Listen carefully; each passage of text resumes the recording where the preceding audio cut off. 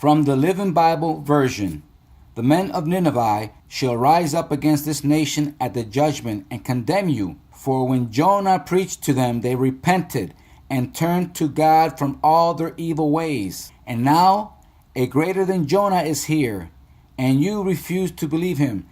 But if the world repents, God will relent. It's the same always.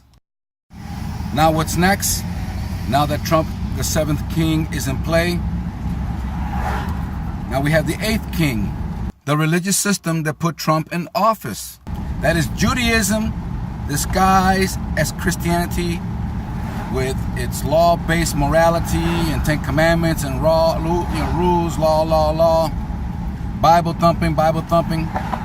Okay, they had one thing to do, and they will make war against the Lamb.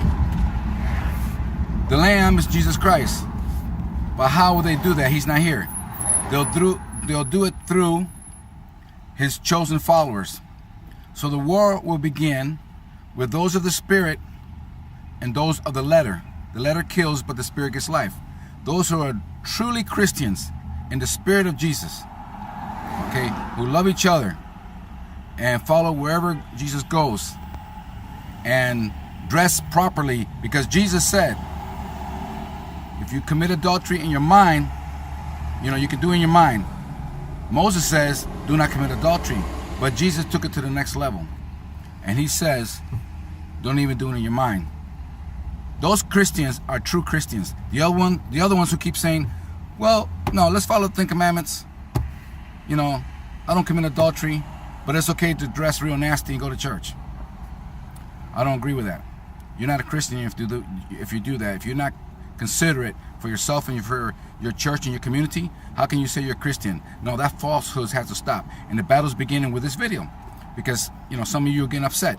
Okay, well, you and I were going to battle in a spiritual way. Some of you are going to use the force and kill people or kill Christians. It's going to happen.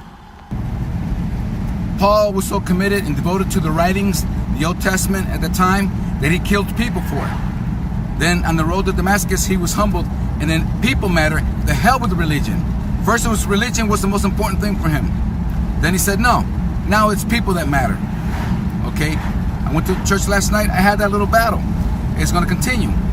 I hope with this video, Jesus wants faith expressing itself through trust as the currency.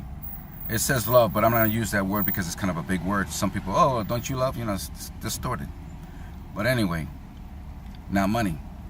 And if we don't do what Jesus says, he's going to take our money away, because chapter 18 talks about the great city that rules the world, and money rules the world. And New York City, that rules the world because of money.